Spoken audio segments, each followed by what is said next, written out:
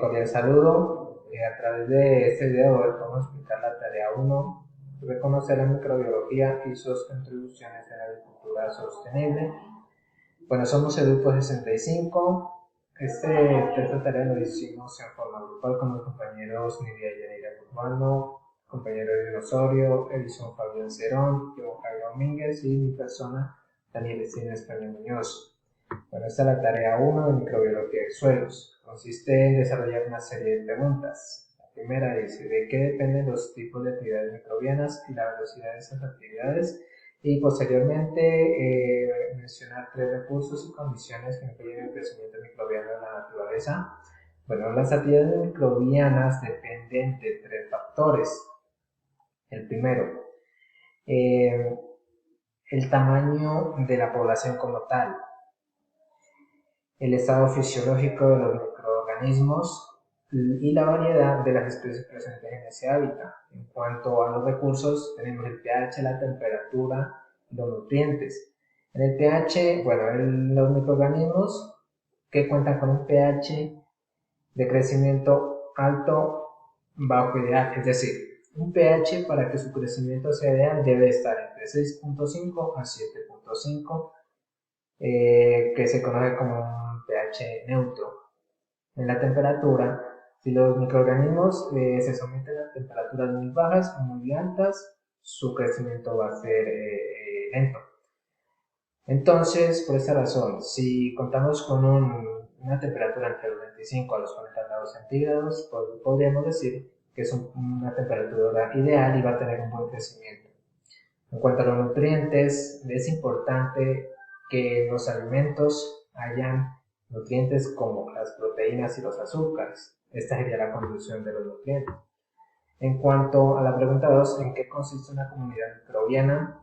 Bueno, una comunidad microbiana son células de diferentes especies que se relacionan entre sí. Y cada una de estas células adquieren actividades importantes dentro de su comunidad, dentro de su hábitat. También se relacionan entre sí con el hábitat. Aquí podemos ver la imagen de las especies, de las diferentes especies. La siguiente pregunta dice, ¿por qué son diferentes la riqueza y la abundancia de las poblaciones y cómo funciona la relación entre ellas en los hábitats microbianos de los suelos? Bueno, la diferencia entre riqueza y abundancia es que la riqueza es la cantidad de especies diferentes que se encuentran en una comunidad. Mientras tanto, la abundancia es la cantidad de individuos, sin importar la cantidad de especies que se encuentran en esa comunidad. Es por esto que al relacionarse entre ellas tanto la riqueza como la abundancia, vamos a tener una buena diversidad de especies, de especies entre estos hábitats. Es algo proporcional. Si contamos con una buena riqueza y una buena abundancia, vamos a tener una buena diversidad de especies. Cordial saludo, mi nombre es Edison Fabián Cerón Caratar, identificado con número de documento 1088-737-218. A continuación voy a presentar el número 4, 5 y 6 de la tarea. 4. Sintetice mediante un mapa de ideas cómo funciona el aporte de energía al ecosistema. Indique por qué los microorganismos del suelo juegan un papel fundamental. Bueno, la energía en el ecosistema, comenzando por la radiación solar, entra a la atmósfera, donde se van a desarrollar ciertos tipos de nutrientes y como también energía que va a ser utilizada por los microorganismos, como en este caso los fotótrofos, que sintetizan el ATP, donde va a ser posteriormente por medio de una molécula almacenado y que esta energía va a ser utilizada por los diferentes organismos para sus metabolismos. Permite la transformación de materia orgánica. Al momento de desarrollar este proceso van a desarrollarse nutrientes o minerales esenciales como el carbono, nitrógeno, azufre y fósforo, esenciales para la vida. La energía es esencial para al momento que interactúan con los microorganismos, ya que se generan también mecanismos como por ejemplo la respiración o la fermentación, esenciales para convertir la materia orgánica en CO2. También la energía tiene un flujo por medio de los niveles tróficos, que son los productores, consumidores y descomponedores, comenzando por los productores, que son los que realizan su alimento por medio de las fotosíntesis, como las plantas. Consumidores primarios son los que se benefician de los productores, como los herbívoros. Secundarios se benefician de los primarios, como los carnívoros, y terciarios son los que se benefician tanto de los secundarios como los primarios. Pasando a los descomponedores, se podría decir, los microorganismos que ayudan a descomponer la materia, que se benefician de los consumidores y de los productores a su final de vida. 5. Explique el concepto de microambiente, empleando el ejemplo de microambiente de oxígeno en la Tierra. Tenemos aquí una partícula de tierra donde tienen sus perfiles, ¿no? Como también la diversidad de oxígeno almacenado en porcentajes. Estas partículas, al unirse, van a generar microambientes esenciales para el desarrollo de la vida, especialmente para los microorganismos. 6. ¿Por qué se da la competencia entre microorganismos y en el suelo y por qué favorece cooperar? Bueno, las razones por la competencia en sí es el adquirir alimento y su supervivencia. Pero para que esto se cumpla, sí tiene que cumplirse ciertos factores como es la capacidad de absorción de nutrientes, como también la característica del metabolismo, que entre más efectivo sea, va a ser mayor su crecimiento y desarrollo. Por lo tanto, van a tener la capacidad de competir con otros tipos de microorganismos. La cooperación de microorganismos. Tenemos el ejemplo de la planta con los microorganismos que van a interactuar donde la planta le genera ciertos nutrientes a los microorganismos y los microorganismos le aportan líquidos y nutrientes a la planta esenciales. Como también tenemos microorganismos que por medio de su producto, van a beneficiar a otros, ¿no? Como es el caso de los microorganismos oxidadores de amoníaco, que van a utilizar el amoníaco para generar nitrito. Y este nitrito es la materia prima para las bacterias oxidadoras de nitrito. Gracias. Un saludo.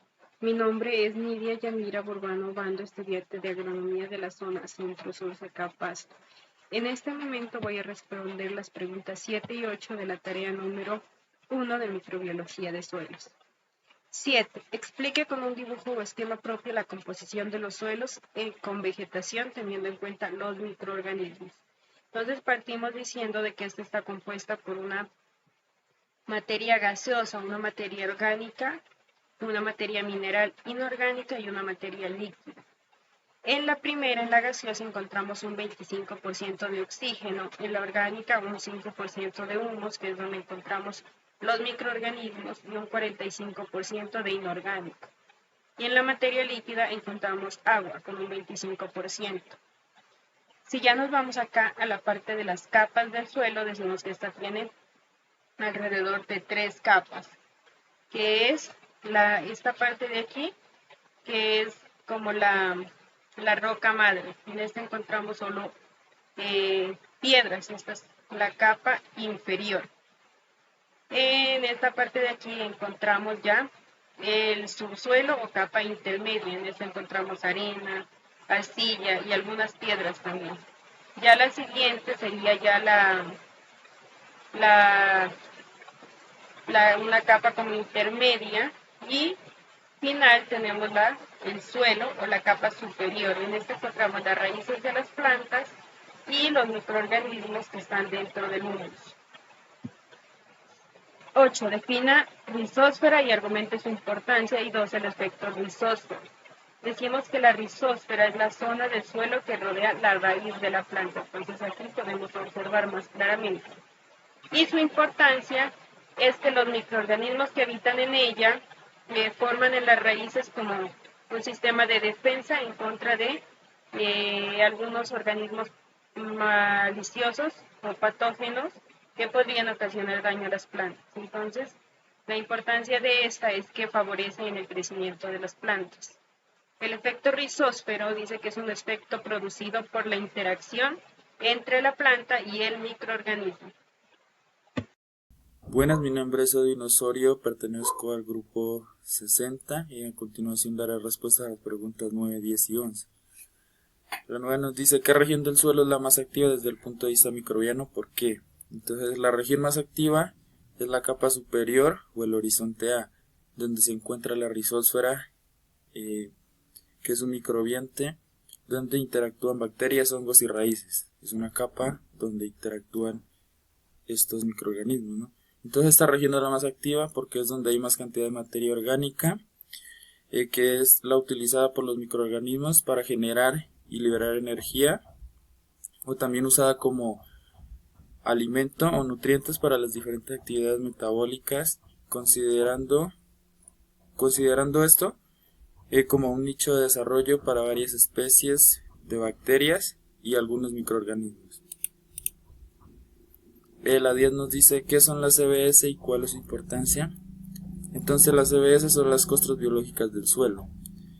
Son organizaciones de organismos, los cuales se encuentran en hábitat áridos y semiáridos.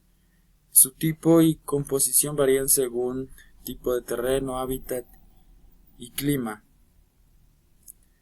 Entonces, esta es la abreviatura para determinar las costras biológicas del suelo, ¿no?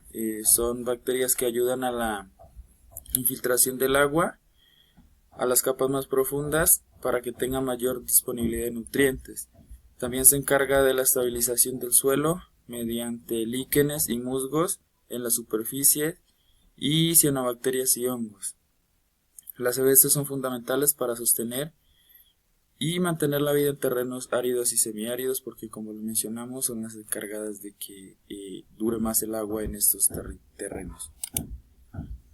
La 11 dice ¿qué factores rigen el grado y el tipo de actividad microbiana en el suelo? Bueno, los factores más notorios son el agua, el oxígeno, el nitrógeno, el fósforo, el pH, la humedad, la disponibilidad del oxígeno, la temperatura, la accesibilidad del sustrato, que los suelos sean contaminados o que los suelos no sean contaminados, suelos áridos y semiáridos. Entonces, estos influyen directamente en la descomposición de la materia orgánica. Muchas gracias. Cordial saludo, mi nombre es John Jairo Domínguez del grupo 65 y esta es la tarea 1. La pregunta que explicaré hoy es la número 12 del texto de Madigan 2015. ¿Por qué es posible la especiación alopátrica en el subsuelo profundo? Bueno, como muy bien sabemos, la especiación alopátrica es un microorganismo que está altamente capacitado y adaptado a su ambiente en el que vive, que es el subsuelo profundo. En el subsuelo profundo existe un agua subterránea, la cual de vez en cuando es recargada por el agua del subsuelo superficial. Entonces, al estar estos microorganismos tan aislados y al no haber minerales y nutrientes que puedan alimentarse, pasan la mayoría de su tiempo aislados y sin nada de comer, y eso ha llevado a que evolucionen y se desarrollen en ese ambiente. Otra de las razones es que pueden estar adheridos a la superficie, o sea, a la superficie del subsuelo profundo, o crear biopelículas, las cuales se ayudan mutuamente, sea entre la misma especie o diferentes especies, para su supervivencia. Eso sería todo, muchas gracias. La pregunta 13 dice, ¿por qué la diversidad y abundancia en los microorganismos del suelo juega un papel fundamental en la sostenibilidad del ecosistema? Bueno, la diversidad y la abundancia de microorganismos es importante ya que los microorganismos convierten la materia orgánica e inorgánica en nutrientes que la planta requiere. Y con esto le aporta la energía necesaria para que la planta pueda hacer el proceso de floración el proceso de desarrollo, la recuperación vegetal, la producción de alimentos y lo más importante, que el suelo siga manteniendo la fertilidad con el fin de garantizar una buena producción de alimentos. 14. Nombre 5 grupos microbianos y su función. Rizobacterias. Son bacterias que promueven el crecimiento vegetal, ya que éstas les proporcionan diversos nutrientes que se encuentran en el suelo, como también le ayuda a proteger a las plantas de diversos patógenos. Hongos micorrízicos. Generan simbiosis en las raíces de las plantas, donde las plantas les aportan el alimento por medio de azúcares y estos microorganismos les aportan a las plantas minerales, ¿no?, y agua para su desarrollo. Tricoderma. Estos son esenciales ya que atacan hongos patógenos y es de vital importancia en la agricultura. Rhizobizae. Son bacterias fijadoras de nitrógeno, como es el caso de los Rhizobium. Hongos patógenos.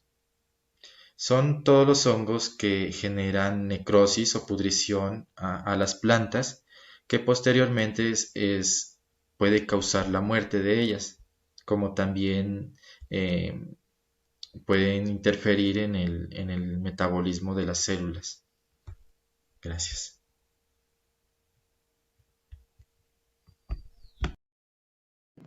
Pregunta número 15. Nombre 3 factores clave que controlan las dinámicas de la biomasa microbiana del suelo. Pues en las siglas SMB en inglés. Decimos que encontramos en esta el cambio climático, la topografía y la calidad del suelo.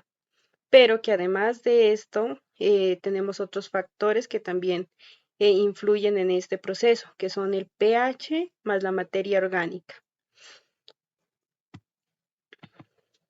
16. ¿Por cuáles factores es gobernada la variabilidad de la biomasa microbiana? Entonces decimos que está la variabilidad climática, los tipos de uso en la tierra y la composición de la vegetación dominante. Entonces, pues decimos que en la variedad climática tenemos como los cambios de clima, que esto pues también afecta este proceso. Los tipos de uso en la tierra sería como cómo se realizan los procesos de arado y eso en los suelos, y esto pues va moldeando vas sacando las capas del suelo. Y la vegetación dominante, que es como las diferentes tipos o especies de plantas que se pueden utilizar en esto. Buenas, mi nombre es Dinosaurio. A continuación daré respuesta a la pregunta 17 que nos dice: ¿cuál es el principal reservorio de nutrientes en ecosistemas pobres? Argumente su respuesta usando el ejemplo del bosque tropical seco. Entonces, el principal reservorio de nutrientes que se presenta en el bosque tropical seco viene de las hojas senescentes. Las hojas senescentes son hojas que se caen por envejecimiento celular. Entonces, mediante su descomposición se convierte en materia orgánica que se degrada gracias a los microorganismos, ¿no?